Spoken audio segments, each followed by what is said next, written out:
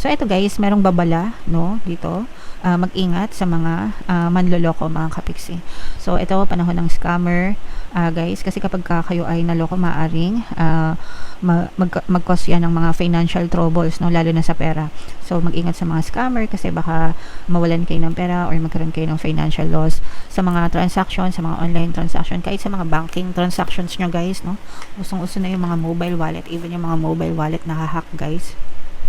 Pati yung mga SOCMED accounts, di ba?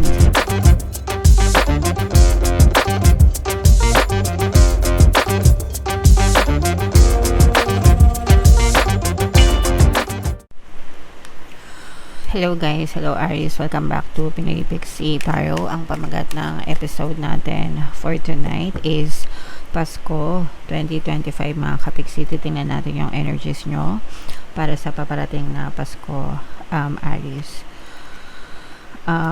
Unahin natin itong angel messages para sa inyo guys, kung ano lang yung makaresonate, take that message, no, kasi hindi lahat ng mensahe ay mag-resonate sa inyo, mga kapiksi.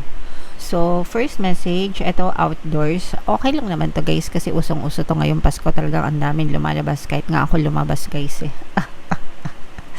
Okay, so go outside, get some fresh air and connect with nature to relieve stress and gain new creative ideas. So labas-labas tayo guys kasama ng family natin, pasyal-pasyal, no, although medyo masakit lang sa ulo guys yung traffic talaga. Alam nyo na, congested and pero yeah, magagawa naman ng paraan, mga kapiksi. Tiyagaan na lang, guys, okay? But yeah, so that's the first message. Labas-labas, kailangan natin mag-enjoy guys, no? And ito naman guys, maging extra sensitive kayo, no, sa energy sa paligid nyo, sa inyong mga emosyon right now. So mararamdaman nyo naman kung positive or negative yung energy sa paligid nyo because na-absorb natin yan guys. So kunwari sa trabaho, di ba? Pupunta kayo sa isang meeting room, may mga ka-meeting kayo. Alam nyo agad kung masaya yung energy ng mga kasama nyo, di ba? Masaya yung kwarto, okay yung mga kasama nyo, di ba? Lively. Pero kapag negative yung meeting, negative yung, kumbaga, mararamdaman nyo rin kung galit si boss or may problema yung mga kasama nyo sa trabaho, mararamdaman nyo din yun. So yeah, be sensitive mga kapiksi. So you have to learn how to read the room, ika nga. And kung maiiwasan nyo yung mga negative na sitwasyon ng ganon, iwasan nyo hanggang maaari guys, okay? Alright. And of course, healthy lifestyle pa rin guys. Hinay-hinay sa pagkain, no, ngayong Pasko, bagong taon. Syempre meron tayong Noche Buena at saka Medianoche for some of you. So alalay lang din mga kapiksi, yeah, paabutin nyo na 1 linggo. Kung hindi nyo naman, I mean, it's kasi it's okay na maging festive, no, yung ating lamesa dahil minsan lang naman yan sa isang taon. Pero if it's too much na, and kung konti lang naman kayo, di ba, sa family, baka masyadong too much yung ihanda nyo. So baka masayang lang din yung pagkain, guys. So yung tamang tamang handa lang mga kapiksi, okay? Alright. And of course, syempre, diet, galaw-galaw, exercise, at saka proper sleep mga kapiksi, adequate sleep, okay? So yeah, yan yung mga angel messages para sa inyo guys. Shuffle natin to, hanapin natin yung energy ng Aries. Habang sinashuffle ko to guys, panoorin nyo muna yung video natin regarding sa ating paano mag-manifest ng abundance video course. Kapiksi, sawa ka na ba sa mga struggles at hirap sa buhay mo? Masipag ka ba at masikap sa buhay ngunit hindi ka pa rin umaasenso? Ilang beses ka na bang nag-attempt mag-negosyo at mag-invest pero palagi ka pa rin nalulugi? Sa pagkakataon na ito ay maaaring may subconscious beliefs ka na nagiging balakid sa iyong pag-unlad at pagyaman. Introducing, paano mag-manifest ng abundance video course. Dito ay matututunan mong ma-overcome ang mga balakid mo para tuluyan ka ng umunlad, umasenso, sumagana, maging matagumpay, successful at maswerte sa iyong kabuhayan, pera, trabaho, negosyo, salapi, at kaperahan ng bonggang-bongga. Dali, mag-send na ng email sa pinoypixie@gmail.com at simulan na ang iyong pagyaman ngayon. Alright, so sa lahat ng gusto mag-avail ng course guys, meron tayong paano mag-manifest ng abundance video course, paano mawala ang third party at magkaroon ng harmonious na relationship, and paano pabalikin si ex, revise breakup. Sa mga interesado guys, mag-send lang kayo ng email sa pinoypixie@gmail.com. And sa mga naghahanap guys ng pampaswerte na lucky charms or lucky bracelet, aventurine tsaka citrine yung recommended ko, may makikita kayo guys ng mga link sa description box. So, Aries, kayo ay na-represent ng Queen of Wands. Latag natin yung spread nyo guys. So, available na yung inyong 2026 kapalaran. Punta na kayo sa homepage natin, mga kapiksi. So, eto guys, merong babala, no, dito. Mag-ingat sa mga manloloko, mga kapiksi. So, ito, panahon ng scammer, guys, kasi kapag kayo ay naloko, maaring mag-cause yan ng mga financial troubles, no, lalo na sa pera. So, mag-ingat sa mga scammer kasi baka mawalan kayo ng pera or magkaroon kayo ng financial loss sa mga transaction, sa mga online transaction, kahit sa mga banking transactions nyo guys, no. Usong-uso na yung mga mobile wallet, even yung mga mobile wallet na hack guys. Pati yung mga SOCMED accounts, diba, minsan nagagamit yung mga SOCMED accounts, hinahack tapos nangungutang ng pera kung kani-kanino. So, mag-ingat kayo sa ganon, Aries, okay? So, mag-ingat. And, on the positive side naman, ito guys, this is a love, no? For some of you, maaaring makilala nyo or makasama nyo yung inyong divine match, no?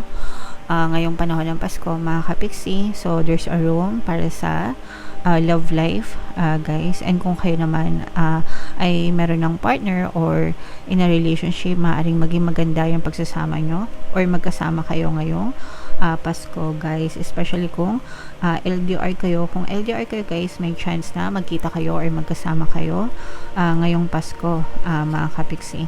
May mga bagong opportunities din, guys, na maaaring ipakilala sa inyo si universe or ipadala sa inyo si universe pagdating sa pera or pagdating sa pagkakakitaan. So, it's either bagong trabaho, bagong negosyo, bagong investment, or bagong side hustles, mga kapiksi. Maganda din yung energy sa loob ng pamilya, guys, no? Kasi syempre, Pasko ito, holiday season, so maraming reunion, mga family reunions, gathering, celebration.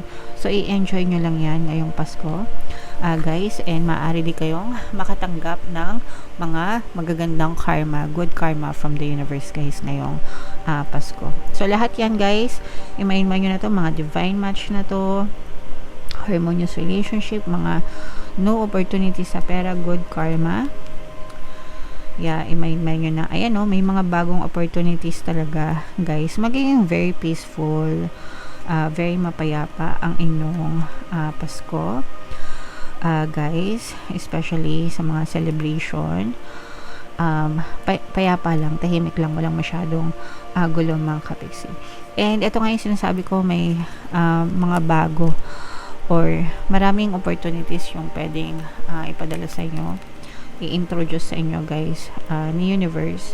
Ito, guys, parang feeling ko i-introduce siya sa inyo ngayong Pasko, especially kapag kunwari nag family reunion kayo, makausap mo yung mga pinsan mo or kakilala mo or yung mga reunion ng mga kaklase, kakilala, ganyan. Parang meron kang malalaman ng mga other opportunities to earn extra income, no? So, and then, by 2026, pwede mo siyang parang i-replicate, gayahin, ganyan, or pwede mong i-try, mga kapiksi, and maaari siyang magdala sa inyo ng extra source of income, guys, okay? And sa mga may negosyo, guys, busy kayo ngayong Pasko. Busy kayo ngayong Pasko kasi maraming paldo-paldo, no, yung inyong negosyo, maraming bumibili, maraming benta, maraming sales, maraming customer. So, dapat nyong ipagpasalamat yan, guys. So, comment down below if naka-resonate kayo, i-mind nyo na yan, guys, sa comment section. Bunot lang tayo ng additional message. You need to ignore what everyone else is doing and achieving. Your life is about breaking your own limits and outgrowing yourself to live your best life. You are not in competition with anyone else. Plan to outdo your past, not other people. Ito guys, kasi hindi tayo, competition is good because it's part of our society, pero hindi ka dapat nakikipag-compete sa ibang tao. Kasi ang kakumpetensya mo lang ay sarili mo. You should be happy, no, with other people na may mga na-achieve sila, guys. Ito yung mga sinasabi na kaya nauso yung salitang pag-inggit, piket, no? 'Di ba sa social media? Pag-inggit, piket. Kung naiinggit ka, pikit ka para wag ka mainggit, para wag mo silang makita. Pero imbis na mainggit ka kasi sa kanila, you should be happy for them. Kasi unang-una, kaya nagiging successful yung mga tao na yun kasi in-effortan nila yun, di ba?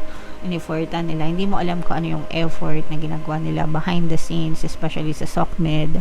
Ang nakikita nyo lang yung mga videos, yung mga ina-upload nila, yung mga naka-upload na napapanood nyo. Pero yung mga behind the scenes nun, yung mga BTS nun, hindi nyo alam kung ano yung effort na ginagawa namin.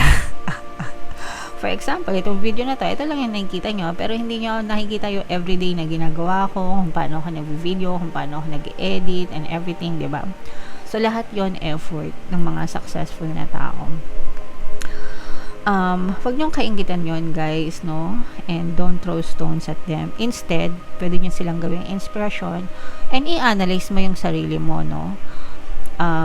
Kung paano yung pwedeng gawin mo para sumakses ka rin kagaya ng iba. Nagets nyo ba, guys? So, kaya nga sabi, pag-inggit, piket. Kasi, hindi nyo naman alam yung mga pinaghihirapan ng mga successful na tao na yon para lang ibaba nyo sila, para lang i-bash nyo sila. It's not right. It's not morally right in any sense, mga kapiksi. So, yeah. And instead, kung may oras kayo mambash, 'di ba? Dapat ilaan nyo na lang yung oras na yon para pagbutihin nyo yung sarili nyo. Para imbis na nagngingit-ngit kayo sa success nila, sumakses ka rin. Okay? So, although alam ko mga kapiksi, mga successful kayo, walang mga inggitero sa inyo, walang mga may hanash-hanash sa inyo kasi talagang alam ko very good ang mga kapiksi na viewers natin dito sa ating channel. Lahat kayo mababait guys. So, thank you all so much sa inyo. Alright, so yan ang inyong reading para ngayong Pasko, mga kapiksi. Comment down below if naka-resonate kayo. Merry Christmas sa inyong lahat, guys. Thank you so much for this year. Ito yung ating 2026 kapalaran, guys. Ito naman yung ating success stories ng paano mag-manifest ng abundance video course. Click here to subscribe, guys. Thank you for liking, sharing, and subscribing. See you next time. I love you all. Have a nice day. Bye-bye.